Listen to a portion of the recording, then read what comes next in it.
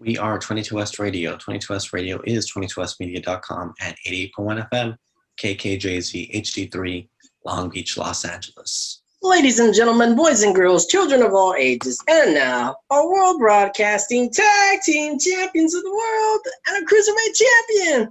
I'm Ethan. I'm James. I'm Rob. And this is episode 137 of Beyond the Ropes. We are BTR Pro Wrestling Talk. This is the WrestleMania edition. That's too big for one show. So yeah, we're going to be splitting this up into a couple different shows. Of course, I'm your host, Ethan, virtually surrounded by NXT Black and Gold. Of course, the analyst, James Williams, which you can follow at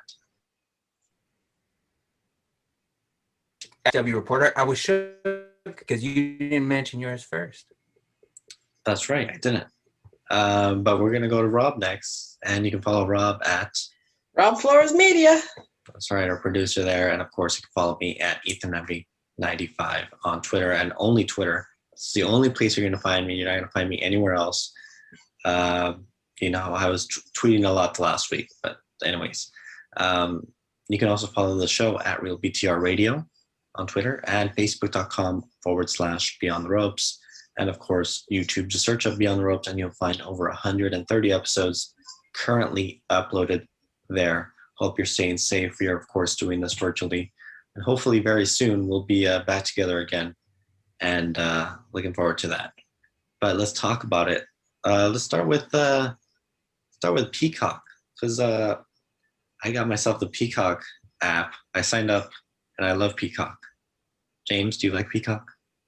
That's your business. No. The app, it's the app. Well, I don't want to say app, but the network, the platform. The streaming service, yeah. The streaming service, we'll go with that. The streaming service has been pretty solid so far.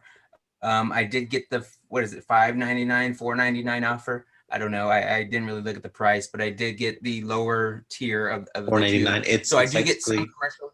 It's technically Peacock Premium, I believe you have. Okay, well, I have Peacock Premium then, or PP for short. Anyways, so I think it's been pretty good so far. I've had it about for 2 or 3 weeks. A lot of time I've spent on there actually hasn't maybe been totally WWE related, actually, even though obviously that's why I did sign up for it. Obviously this week was a little different and a bit WWE heavy.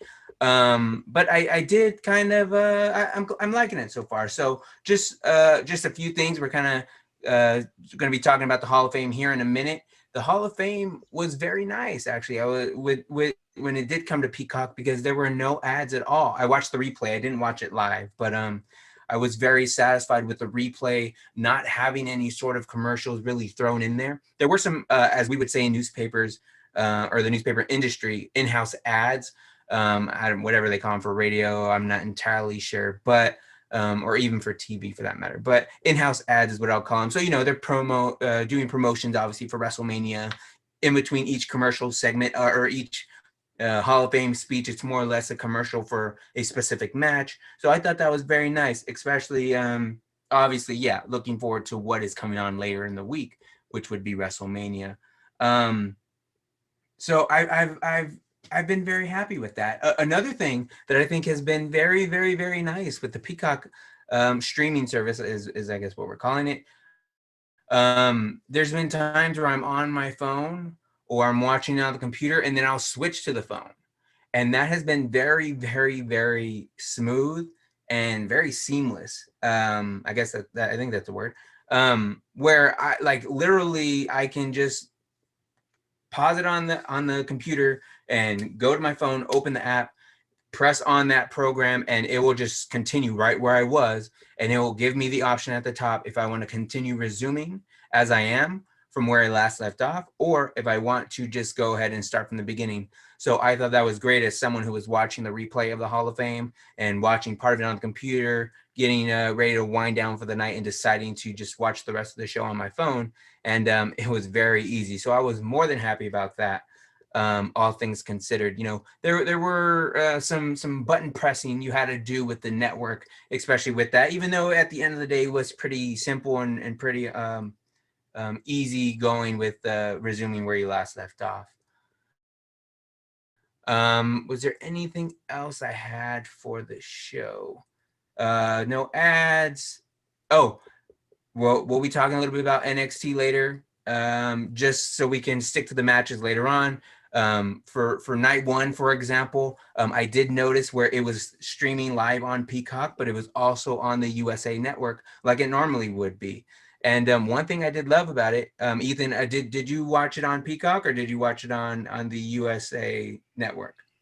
So yes, I specifically actually got Peacock the day of NXT Takeover Night 1, so I could see it there, because I originally thought it was just going to be exclusively on USA Network.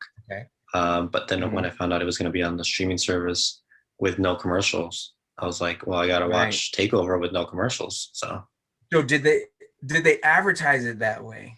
Or what plan do you have first? Because I think you may have mentioned it already, but just to clarify, you have the 10.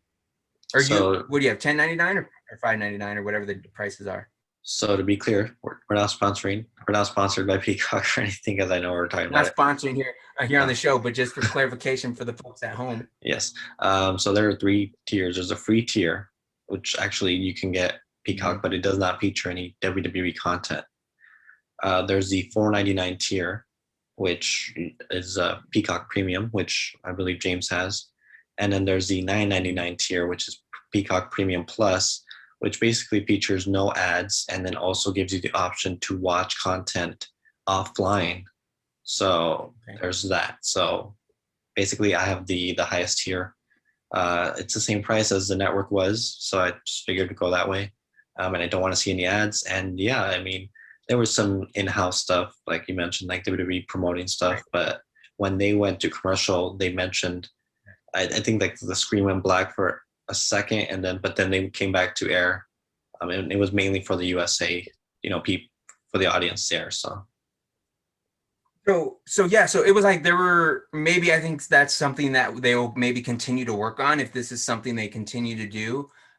So again, just the differences between the 2 packages, I thought for sure yours would have had it where, you're not going to get that. But I was pleasantly surprised to see that I didn't have that happen where and obviously USA has their own commercials from what Peacock does maybe, but you would get either like a little hiccup, a little black screen really quickly, or I noticed there was times where everything would stay on the screen, but you would maybe see the audio mute a little bit. So there was a few different things that transition of whatever they're doing for that commercial was a good little bonus. So the audio did cut out a little bit in terms of, and the commentary would stop for like a second and then they would kind of go back on. So there was a little bit there, but it wasn't very a big deal or anything. The action continued, so it was totally fine. But yeah, I had a good experience with it. Any other comments for Peacock? No, actually, well, I guess we'll use it as the transition to get into the Hall of Fame show. So the Hall of Fame show overall, it was okay, I guess. Obviously, they had it canceled last year because of the pandemic, and it was very interesting to see how they went about making the 2 classes, 2020, 2021, both different shows more or less. Even though it was weird because the replay had both of them together, which may have just been a quick edit to get it online, which was fine by me because I was able to watch it in full. Rob is asking in the chat we're having here on Zoom, who was the MC? Funny you asked that because they had different MCs for the 2 classes. Jerry the King Lawler did lead the show for the 2020 class, and it was Caleb Braxton and Corey Graves for the 2021 class. I guess, it was on, I guess this was another USA Network Peacock thing, I'm assuming. It was a 3-hour show with both classes combined. It wasn't not on USA? This was exclusively on Peacock. That's right, because they like we saw and we just mentioned, they didn't really have any commercial breaks or anything along those lines. They just had the in-house ads, as I mentioned earlier. You're absolutely right about that. But so again, still a 3-hour show. Very disappointed that I did not get the long-winded speech really from anybody, because they edited stuff down. And I don't know if I wanted 5 hours from either one of these classes. A 5-hour show, but I don't know. It was kind of missing. Just to kind of, so again, it was just a little funky with the editing, trying to do 2 shows. I really thought they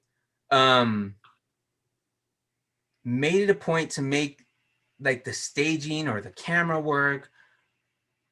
There was something about it where they really did make them both different. I don't know if it was just Caleb Braxton and Corey Graves compared to just Jerry the King Lawler, but I feel like they made it a point again just to change something about the show to really make them look like they were 2 different shows, even though they were probably filmed all straight in a row.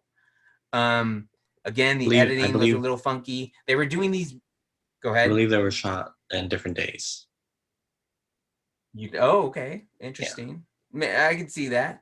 But so then they did this red carpet thing. They always do the red carpet thing. Mm-hmm. I think it's great. Makes it like the Oscars, the ESPYs, whatever. But then they did these interviews and edited them into the show, and they were about people who had already spoke and people who were coming up, and it really kind of messed up the build, and like, I don't know, it came off kind of weird. And then it was weird because all these people were dressed up, all these superstars were dressed up nice, but where were they sitting at during they were in catering, apparently. That's what I'm that's weird. There was no one in the audience. There was no one in the audience but a bunch of monitors, which I give everyone in that class credit for, in either class, because that's hard to do. And I feel like some of the crowd shots they showed with the monitors weren't for the actual moment that was happening. So there was some, if RVD's telling a joke, it was probably something from like Kane. Not that you can tell, but I don't know. They put a lot of camera time on the crowd, and it was a little weird. But I did like it overall. A lot of credit to those who even had to do speeches in front of a room full of monitors. Especially some of these guys who haven't been around, guys and girls who haven't been around. Say that again. It was very choppy. It felt like they heavily edited a lot of this. Yeah. And the speeches were very short. I mean, which is usually nice, but they were very short. Some of these could have gone longer for sure. Yeah, so we can get into detail about some of them. There's obviously the Legacy Awards. I don't know where, actually, so we'll start out. Let's just do, we have like 5 minutes before our first commercial. Let's do some of the Warrior Awards real quick. Okay. There was 2 of them, one for each class. Titus O'Neil was the 2020 recipient, or winner, I guess they're saying, for the Warrior Award. An award they've had, I believe, since the year after the Ultimate Warrior's passing, which was right after he was inducted in the Hall of Fame. I don't remember what year that was, but it's been like at least 2016, 15. Well deserved to have Titus O'Neil, obviously, with that award. Being in Tampa, Florida, he's a Florida guy, went to the University of Florida, doing it, considering everything that he is doing. I just thought it was great. I mean, everyone knows Titus's story. I don't think there's a lot that needs to be said when it comes to Titus O'Neil, but well deserved considering everything he's doing with and aside from WWE. Another one was Rich Herring, I believe is his name. A backstage guy was a recipient for the Warrior Award in 2020. Has been with the company for over 51 years. We've seen recently a lot of people who have left the WWE universe as far as having a job there long term. I don't know where Rich is, but he's got to be up there as one of the longest at this point. With over 51 years, worked for the New York Athletic Commission at one point. I think he was like a lawyer or something. Worked with Vince McMahon Sr. before working with Vince McMahon Jr. Has been an executive, a guy that they claim is considered a problem solver backstage when it comes to just about anything and everything. And he was also the, what is it, minister? I guess it is, when people get married. What is that? Is it a minister? Yeah. He's a person? Yeah. minister, right? Well, we're gonna say he's a minister. He was a minister for the Macho Man and Liz's wedding, one of the most, if not the most famous wedding in WWE and wrestling history. Yeah, he was. So I think that might have been the only wedding he did, but yeah, he did the wedding for that. Maybe using some of that lawyer experience or something. So yeah, he was had a key role in that. And then after the passing of the Ultimate Warrior, he was very giving and I think more or less a liaison for the Warriors family and the WWE. And when they made when they told him and informed him he was going to be getting the Warrior Award, Vince and Triple H were there with him, and he was doing a FaceTime with Stephanie in backstage or the locker room. I thought it was very cool to see that behind the scenes shot. They also showed him on FaceTime with both of the Ultimate Warrior's daughters, who are now obviously a little bit older, and Dana Warrior, obviously. And you could see how much that he meant to them, and they called him Uncle Rich, I believe, and stuff. So this is a guy a lot of people don't know about because he's backstage and he stays very low key. And again, to see him go out there and talk on camera, and again in front of a room full of monitors, more or less, but everyone seemed to have good things to say about him in this video package that they did. So again, this is just one of a few other examples I'll mention where they actually kind of, the Hall of Fame is a learning lesson in a way. Like, I feel like I learned so much and learned about so many different people. Rich is one of those guys, and glad to hear and learn more about WWE, and again, another peek behind the curtain as a result of the Hall of Fame ceremony. We have another minute left. Ethan, what are we going to be teasing here for the final two segments of the show today? Okay, so we are going to be continuing with the WWE Hall of Fame discussion here. We're going to be getting into some of the more legacy Hall of Famers, as well as the main 2020 and 2021 classes, including the NWO, JBL, Rob Van Dam, and Kane, and so much more.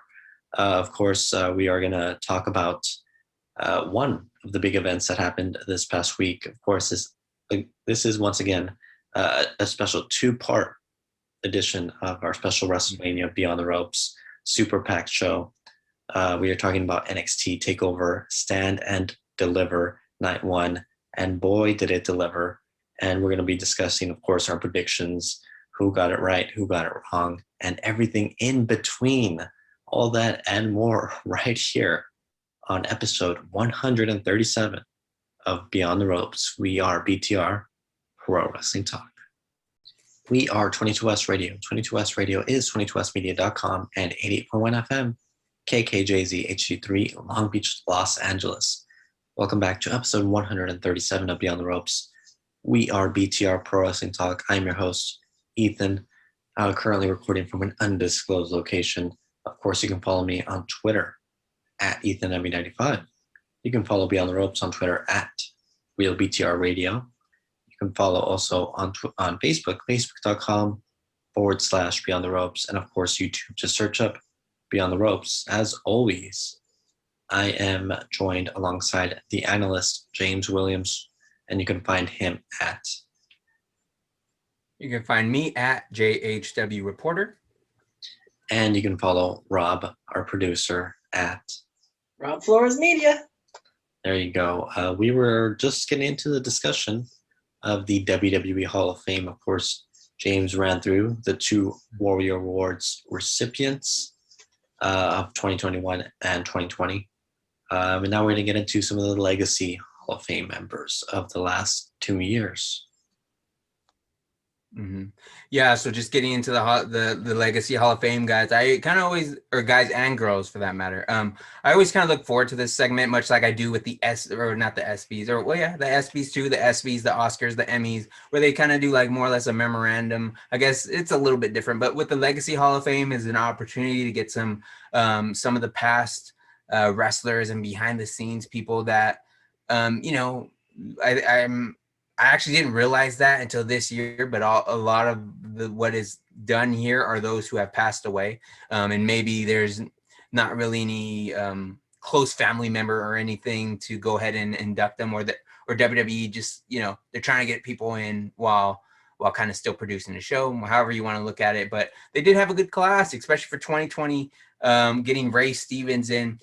Ray Stevens, I believe, was a tag team partner of Pat Patterson. Pat Patterson did pass away, I believe. What was it? That was 2020, I think, right? So from what I've heard, I think Pat Patterson has been trying for the longest time to get Ray Stevens in the Hall of Fame. So sad to see that happen after Pat passed away last year, but you know, good for Ray Stevens getting in. Dr. Death, Steve Williams is another one who got in through the Legacy Hall of Fame in 2020. I remember Steve Williams, but you know, if my memories of Steve Williams wouldn't have put him in the Hall of Fame. Obviously, when he was in the Attitude Era for WWE, he did the Brawl for All. He was the favorite, and hyped up as the favorite, and he was JR's old boy from Oklahoma, and there was a lot of hype on Steve Williams coming in. It just didn't pan out. And Steve Williams has been around for a long time, because there's a reason why Stone Cold Steve Austin, whose real name is also Steve Williams, doesn't go by the name Steve Williams, and that because there was another Steve Williams already in wrestling. And my understanding is Dr. Death Steve Williams was the one. So it more or less gets into the Legacy Hall of Fame more or less for his run and what he was able to do outside of the WWE, but well deserved nonetheless. He was also in WCW as well during the 90s. Gary Hart gets in. I think this is maybe one of the more notable ones, at least for me. Considered to be one of the best managers in all of wrestling, but I don't really think he had a run at all in WWE. He was a guy who during the territory days, but when they do a lot of who's the best who's the best wrestling manager, and you know, guys like Paul Heyman and I'm blanking on a bunch of other names right now. What is it? Like Jim Jimmy Hart and Cornette. all them. Jim Cornette. Come on now, our favorite podcast host.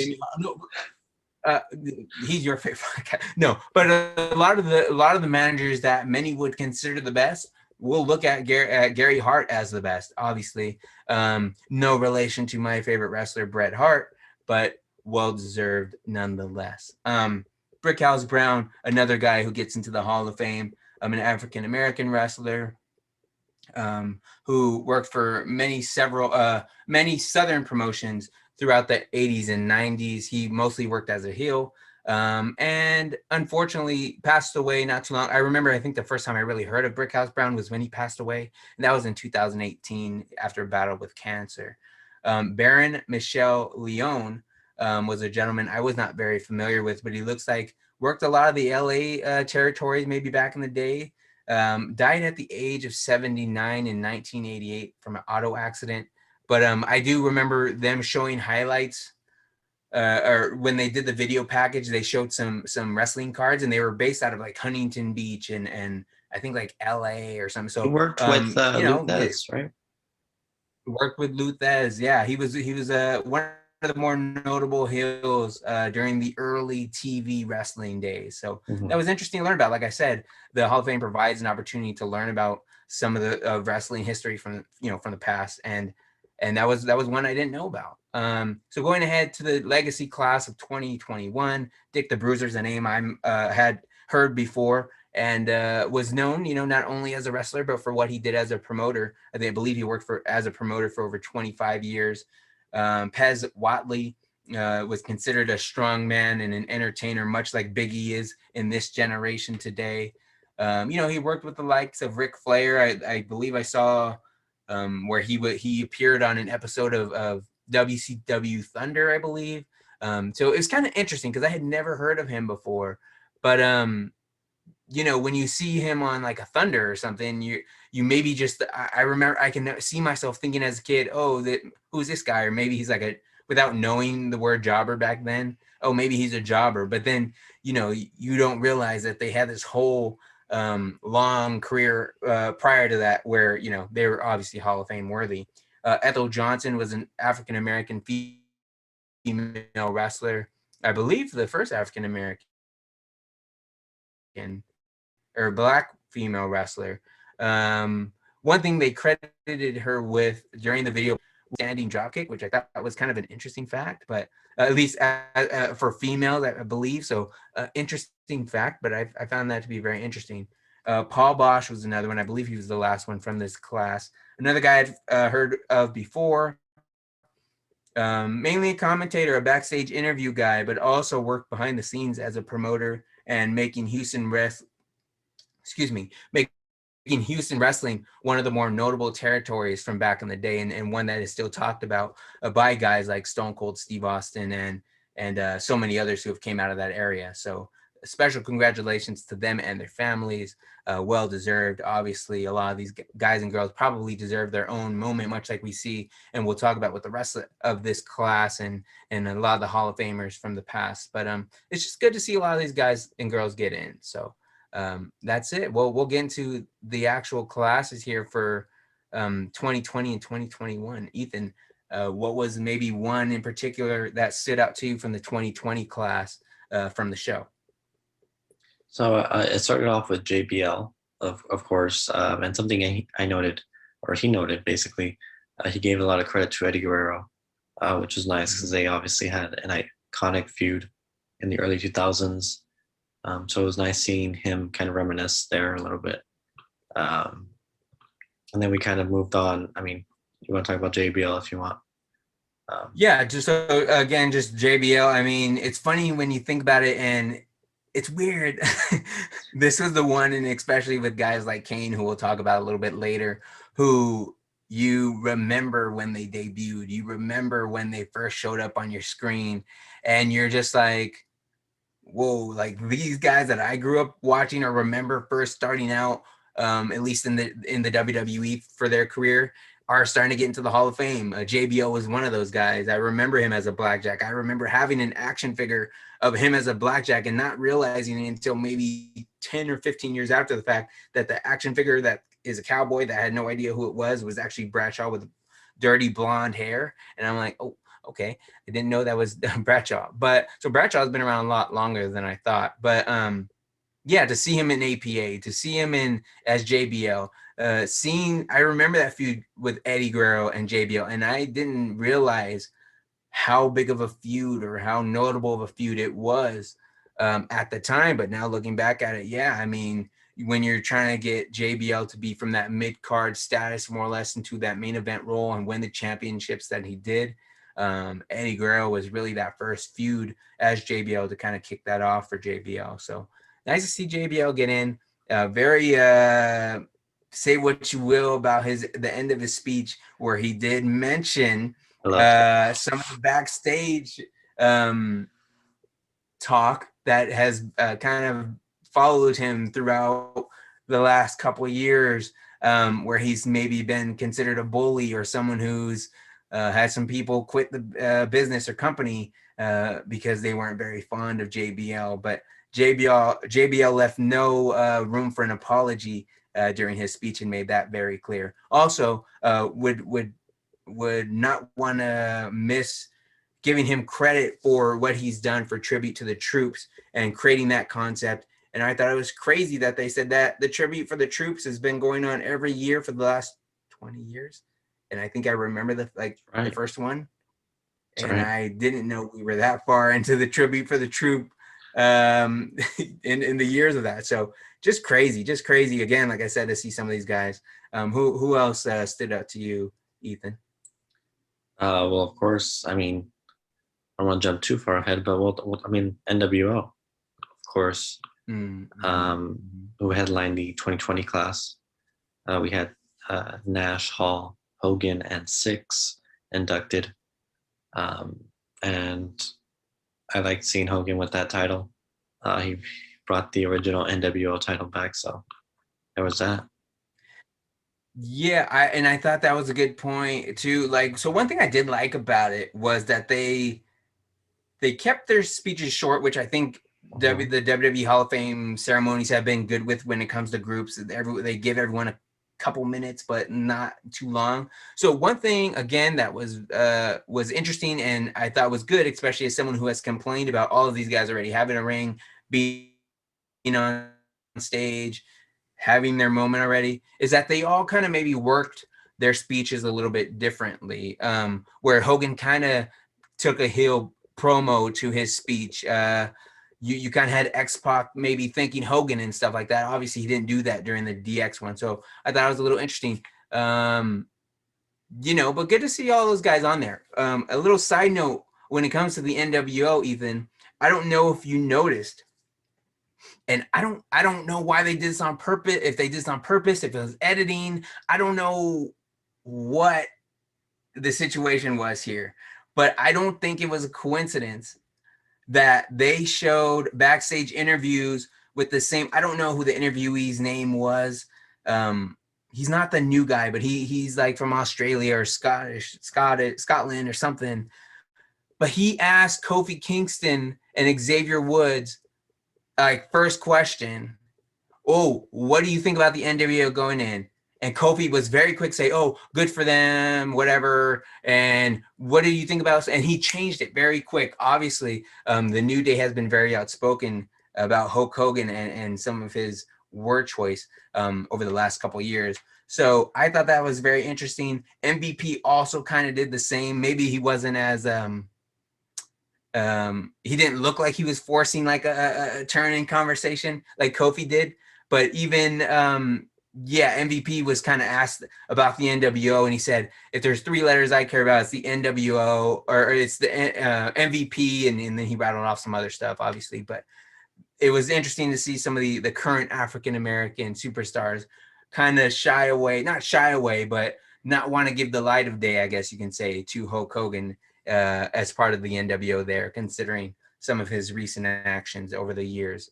So just wanted to leave that side note in there. I know we're getting down to the end of the second segment already, but maybe before we do, is there another name or two you want to talk about real quick? I can't say anything about the Bellas because I fell asleep during their speech, so I'm gonna have to. Oh, I think you've said enough, sir. No, I'm gonna have to go back and watch it. No, but I think it was interesting, right? Okay, so for the Bellas, they're doing the show. They're doing Total Bellas. They did Total Divas. And I think that's all great. And maybe I didn't even really put a whole lot of into consider. I think I did at the time on what it did for what it's doing to bring a new group of fans in, more or less, maybe, maybe more of a female audience so they can then watch wrestling, have favorite female or women's wrestlers or just wrestlers in general. But, I thought it was kind of interesting how many people talked about him when they did these backstage interviews and stuff on the red carpet about the Bellas and how hardworking the Bellas are and how long they were there and their will to try and get into a wrestling ring, being on the Diva search and not getting picked from the very beginning. And they mentioned their whole entire life being a twin and always doing everything together. I myself am a twin, so I was able to more or less relate to what some of the things they were saying, where everything you do is with your twin or based off of what your twin is doing. So there's a lot of pressure there, but for them to have what seems to be nothing but love for each other. I mean, every sibling has love for each other ideally, but just everything they do is together. They had babies like 9 days apart or 9 hours apart. It was something crazy like that. But they are more than deserving, despite Ethan sleeping during their speech. I believe, and I wouldn't have thought about it too much. Ethan's a hardworking man. I totally understand. But, well deserved for the Bellas when you think about it and you put their career in perspective. Obviously, Nikki was the longest reigning Divas champion at the time. I'm gonna tell you anyways, Ethan, even though you fell asleep on it, because obviously you don't care. No, I'm kidding. I think Nikki actually thanked John Cena in the speech. Well, now I'm gonna have to go. I'm gonna have to go watch it now. So she did. So you watch it. She didn't say John Cena, but she did say John. But it was right after she was done talking about. They were talking about John Laurinaitis, who they called Dad at one point. So it could have been John Laurinaitis. No. But they were done talking about John Laurinaitis, and then she just very quickly. It was kind of weird because camera kind of panned away. I think not on purpose, but it was just the way the angle. But she says, "John, thank you for believing in me." No. And you're like, John who? John Laurinaitis? but I think she was talking about Cena. Right. She then goes on to thank her husband and her son after. So I thought it was, Ethan, when you have some energy, watch the Bella speech. I thought it was pretty good. So yeah, a few minutes here, but Well, there you go. I mean, as we're wrapping who up here else in was this last in minute, you want to quickly mention someone before? okay. Go ahead. Yeah, William Shatner, I think, was in this. That's right. Well one, deserved. right? Well earned. Well deserved. I think I fell asleep during his One speech, thing actually. that I was, well, his speech.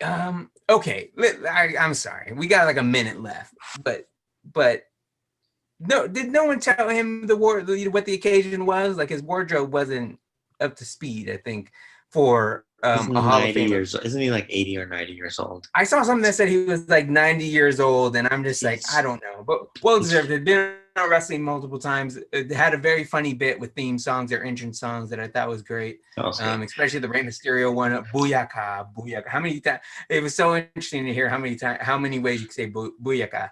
So I thought it was good. If you're getting people in the Hall of Fame and they're not weird for one reason or another, then I think they're deserving. So we're going to take a quick commercial break. When we return, NXT TakeOver, Stand and Deliver Night 1. We are 22S Radio. 22S Radio is 22smedia.com and 80.1 FM, KKJZ HD3, Long Beach, Los Angeles. Welcome back to episode 137 of Beyond the Ropes. We are BTR Pro Wrestling Talk, doing this virtually. We're talking about the WWE Hall of Fame class of 2021. Of course, the inductees this year were Kane, Eric Bischoff, Molly Holly, Rob Van Dam, the Great Khali, and of course the celebrity inductee, Ozzy Osbourne. James, your thoughts on some of these? Real quick, some other guys that we didn't mention just to wrap up 2020 class: the British Bulldog, Yushin Thunder Liger. I think that's it. So thoughts on the 2021 class? Interesting. I thought Rob Van Dam was a great opening match for the 2021 card, just to say. And I want to say, I said this very early on in the 2021 class show, and I think it did kind of hold over true. Rob Van Dam had one of the best speeches, I think, of the night. Considering I feel like Rob Van Dam was never known to be a great promo. I thought he gave a really good speech, and he looked really good. And he looked like a guy who could still go. I know he's kind of been in TNA and stuff, or Impact, whatever. But I think he really was just being lazy in Impact the last year or so. He still looks like really good, and I thought he gave a really good speech. I don't know if he was under the influence or not, but it was mentioned throughout his speech and whatnot, and even from some of the backstage red carpet interviews. But either way, great stuff from Rob Van Dam. More than exceeded my expectations for his speech. A guy who I knew would deliver a great speech was Kane. Someone, again, we talk about people who we grew up watching, more or less, maybe even remember when he started his career in WWE with the gimmick Kane. Did mention Paul Bear, did mention The Undertaker, obviously, mentioned a lot of other people. A good speech. And I thought it was a nice fun fact. His first match with The Undertaker was not in WWE. It was in like Mid-South, or it was in Knoxville for, I think, Jim Cornette's promotion or whatever. But Kane said that the office in which he sits at now as mayor of Knox County or whatever it is, he can look out his window and see the arena where he had that match with The Undertaker. I thought that was a great little fun fact.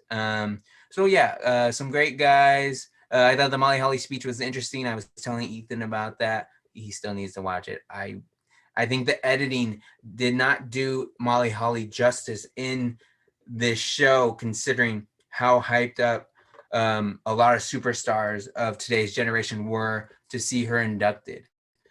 So yeah, I don't think they did right by Molly Holly at all in this. Ozzy Osbourne got in.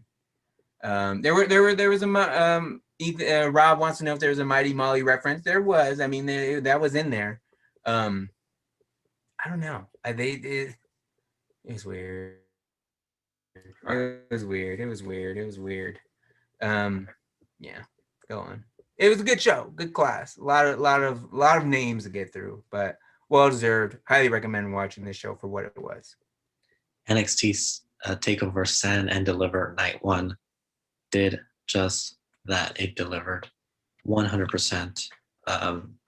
Start with the kickoff show.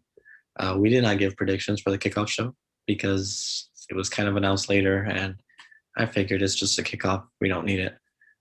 It happened between Zoe Starks and Toni Storm. Zoe Stark has been kind of showing up the last couple of months. She's been doing great work with Io Shirai, Raquel Gonzalez, Dakota Kai. Great performer. And she picked up the upset here, defeating Toni Storm. So big things for Zoe Stark.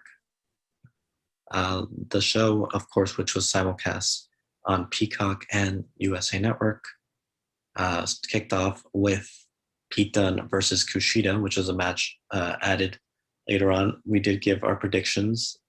I know you guys sent me yours. I didn't tell you mine, but here it is. So James, wait, hold on a minute.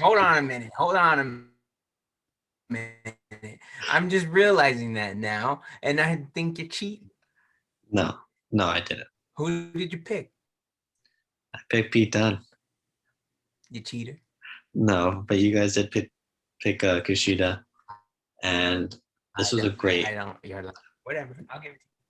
This was a great. I wrote it down. You. I wrote it down. The first Okay. one. Okay. I believe you. I believe you. This was a good back and forth tactical match. Definitely go back and watch it if you have not seen it. Next up, we had the Gauntlet Eliminator match, and boy, were we all wrong. No, wait a minute. Wait, maybe I was. Did I pick LA Knight because you hyped him up to me? Yes, you did. Or I said I was going to say his name, and I will not.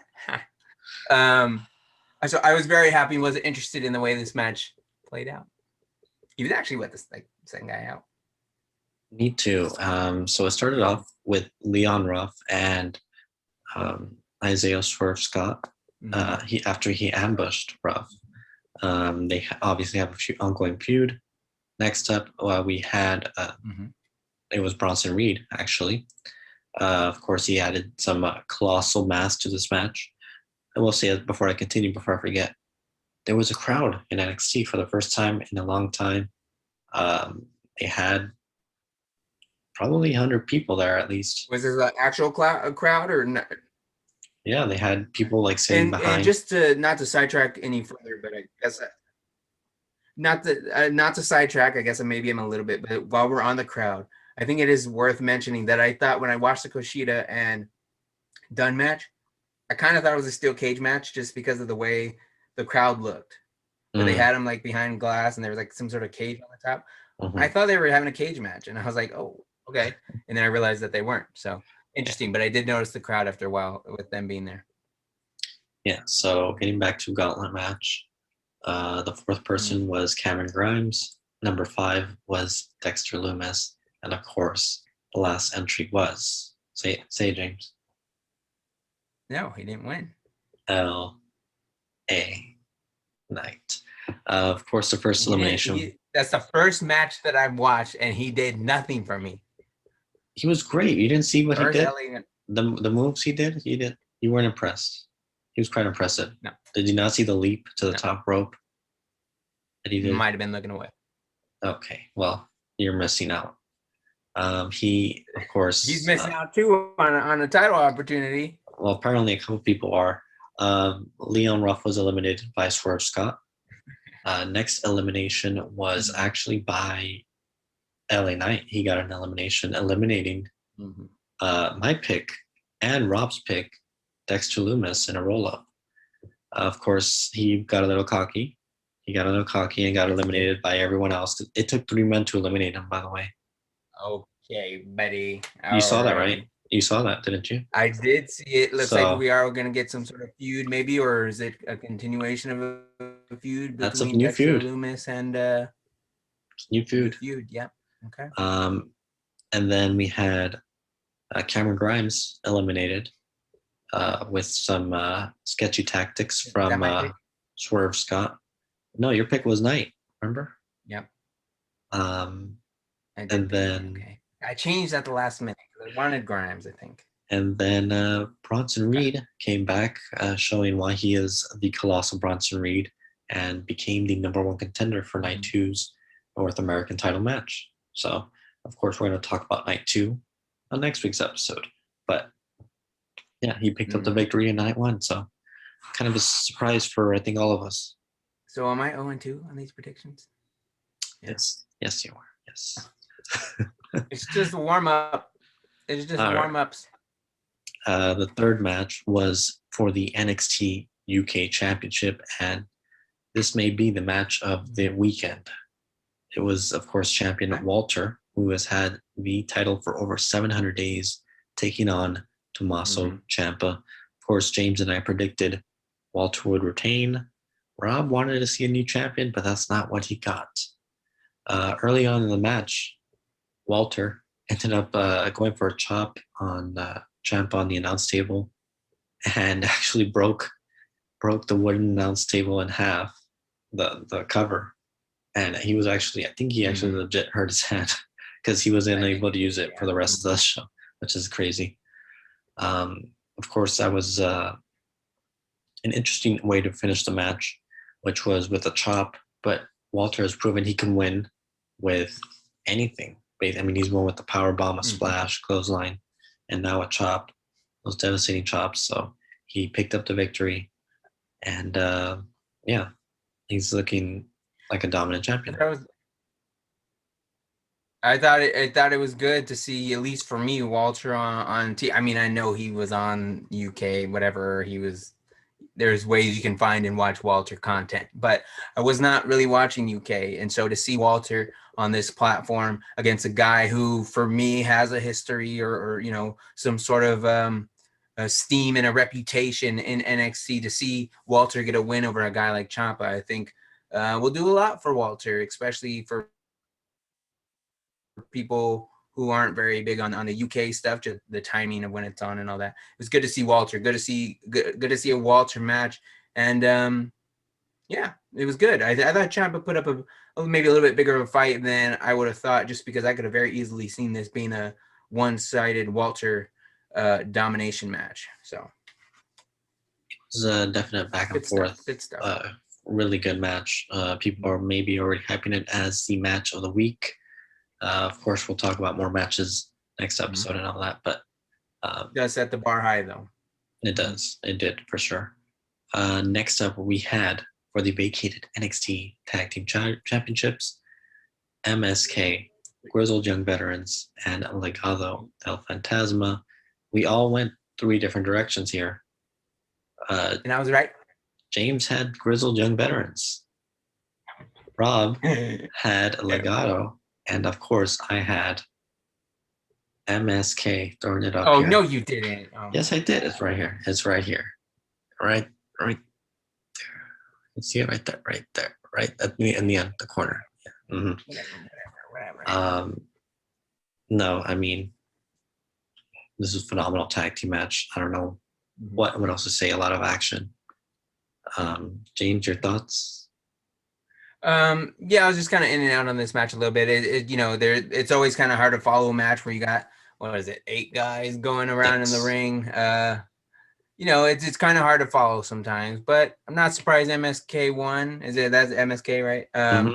MSK, considering winning the tournament, it was an injury that took the title away, or did they lose the title? I forgot how it happened, but I am glad to see that they're getting another shot, or whatever the case is the tournament. They're following through with the tournament. Kind of hype and continuing on with them, because you kind of win the tournament and you can very easily see them. They had a little run, so I think it's good they get the titles back on them, and now they can continue the run they were supposed to already be having. So good for them. MSK having a breakout year for sure. So congrats to them. Our main event for the NXT Women's Championship. Io Shirai. Don't tell me I got this one wrong. Io Shirai versus Raquel Gonzalez. And James, you're right. You got Raquel Gonzalez here. Rob got Raquel Gonzalez. I got this one wrong. It's okay. I'm actually okay being wrong here. This match didn't last too long, but it was a great match. Compared to the other matches, it didn't last too long.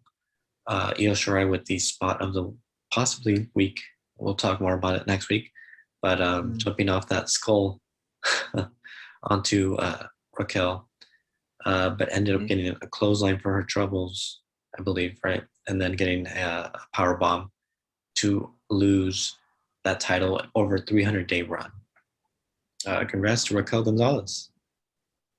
Raquel did make Io pay throughout the match. There was a few spots on the outside apron there, not even the apron, but the mat outside, where she just like picked her up, and I'm like, oh no, she's not gonna drop her. She's gonna take her. I'm like, nope, she just dropped her.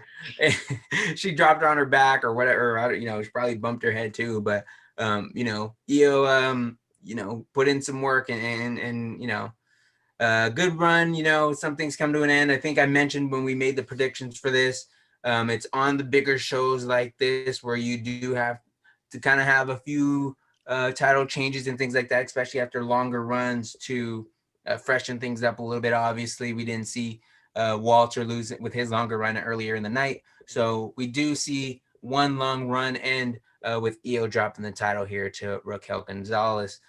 Interesting to see where they go.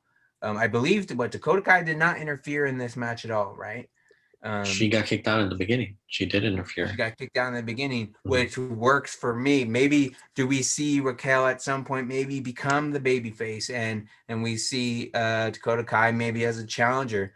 I think what they were in, they won the tag titles. They won their respective women's Dusty Rhodes Cup tournament. So there's nothing there that they can have a rift over yet, but maybe we get a rift in a feud between Raquel and Dakota Kai, maybe going forward. Who knows if Io is going to get called up? We'll see on Raw coming up here on this Monday coming up. But I think it's very some good stuff from night one for sure. Absolutely. And a new star with Raquel. Raquel Gonzalez making history, becoming the only person to win the NXT Tag Team Champions and NXT Women's Champion. Nope. No. I heard that's not true. What do you mean? We're talking about it on Twitter. Unless the facts, I think old boy on commentary might have messed it up or something. What's going on? But I think Ember Moon was the champion, no? And then is now the tag team. That's right. You're right. So they did whiff. They whiffed on it. And we'll say Raquel. Raquel yes. also is a Dusty Cup winner, so that you can. That might have been. that's that might have been what they meant. Well, okay, wait.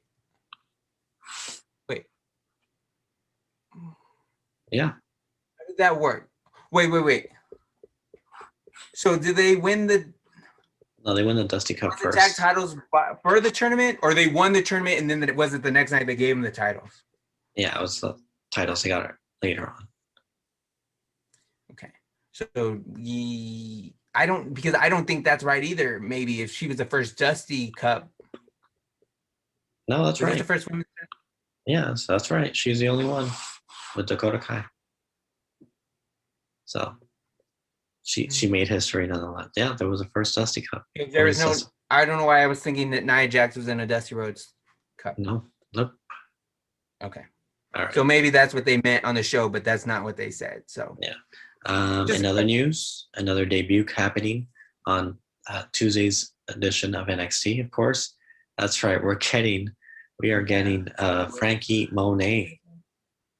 Monette, maybe one of those. Is this old girl Valkyrie? Because she had the dog, right? Is that? I believe it is Taya Valkyrie, formerly known as. And what is the first name again? Kristen? Wait, what was it again? Frankie. Sorry. I think that's her dog's name. Yeah, I don't know.